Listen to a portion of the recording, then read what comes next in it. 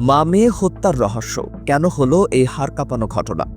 রাজধানীর মোহাম্মদপুরে শাহজাহান রোডে এক ফ্ল্যাটে মা ও মেয়ের বর্বর হত্যার ঘটনায় পুলিশের হাতে গ্রেফতার হল মূল সন্দেহভাজন গৃহকর্মী আয়েশা। পুলিশ সূত্র জানায়, বুধবার দুপুরে বরিশালের নলছিটি এলাকা থেকে তাকে ধরে আনা হয়েছে। মোহাম্মদপুর থানার ভারপ্রাপ্ত কর্মকর্তা মেজবাউদ্দিন এই তথ্য নিশ্চিত করেছেন। গত সোমবার সকালে ঘটে যাওয়া এই ভয়ঙ্কর হত্যাকাণ্ডে ৪৮ বছর বয়সী লায়লা আফরোজ এবং তার ১৫ বছর বয়সী মেয়ে নাফিসা লাওয়াল বিনতে আজিয়ার ছুরিকাঘাতের মাধ্যমে প্রাণহানি হয়। নিহত লায়লা আফরোজের স্বামী আজম ও আজিজুল ইসলাম সকাল ৭টার দিকে স্কুলে যাওয়ার পর স্ত্রী ও মেয়ের সঙ্গে যোগাযোগ করতে ব্যর্থ হন। বাসায় ফিরে তিনি দেখে চমকে যান স্ত্রী ও মেয়ের লাশ।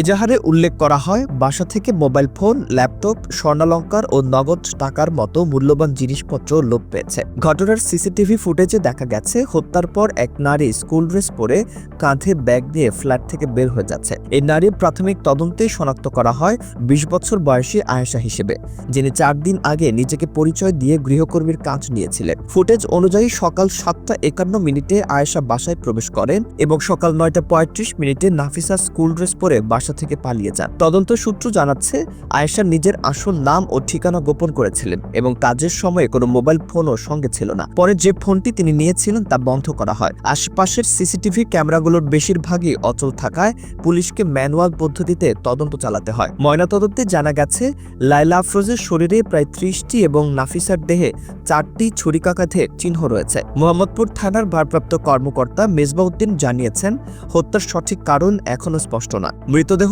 নাটোরে পৌরসভার দক্ষিণ বড়গাছায় নেওয়া হয়, যেখানে জোহরের নামাজের পর জানাজা শেষে দাফন সম্পন্ন হয়েছে। এই ঘটনার আলোচনায় এখন সবচেয়ে বড় প্রশ্ন, কেন ঘটল এই হত্যাকাণ্ড? ছোট ছেলে মেয়ে ও মা যে স্বাভাবিক জীবনে ছিলেন, তাতে এমন বর্বরতা কিভাবে সম্ভব হলো? পুলিশের হাতে মূল সন্দেহভাজন আয়েশা থাকলেও হত্যার প্রকৃত কারণ ও মোটিভ এখনো জানা যায়নি। নিরাপত্তা এবং জনজীবনের প্রশ্ন উঠেছে, কবে বন্ধ হবে এসব হঠাৎ হত্যাকাণ্ড? প্রতিদিন এমন জঙ্গি সদৃশ অপরাধের খবর জনসাধারণকে উদ্বিগ্ন করছে। মানুষ কি আর নিরাপদ নয়? আইনশৃঙ্খলা বাহিনী কি যথেষ্ট কার্যকরী, নাকি আরও পদক্ষেপ প্রয়োজন? আর সবচেয়ে বড় প্রশ্ন, কার দোষ বেশি? সমাজ সচেতন নয়, নাকি আইন ব্যবস্থা ঠিকমতো কাজ করছে না? এই ঘটনায় একদিকে ব্যক্তি বা অপরাধীর দায়িত্ব, অন্যদিকে সামাজিক ও নিরাপত্তা ব্যবস্থার দায়, সবকিছুই সমানভাবে প্রশ্নবিদ্ধ। এই ঘটনায় তদন্ত চলছে। প্রধান অভিযুক্ত আয়েশাকে জিজ্ঞাসাবাদ করা হচ্ছে, যা থেকে হত্যাকাণ্ডের প্রকৃত কারণ বের হবে বলে আশা করা হচ্ছে। তবে প্রশ্নগুলো থেকে যায়, কিভাবে এমন নৃশংসতা ঘটল এবং ভবিষ্যতে কিভাবে প্রতিরোধ করা সম্ভব? নাগরিক হিসেবে, সমাজ হিসেবে আইন ও নিরাপত্তা ব্যবস্থার দায়িত্ব কতটা যথাযথভাবে পালিত হচ্ছে, এটাই এখন সময়ের সবচেয়ে বড় আলোচনার বিষয়।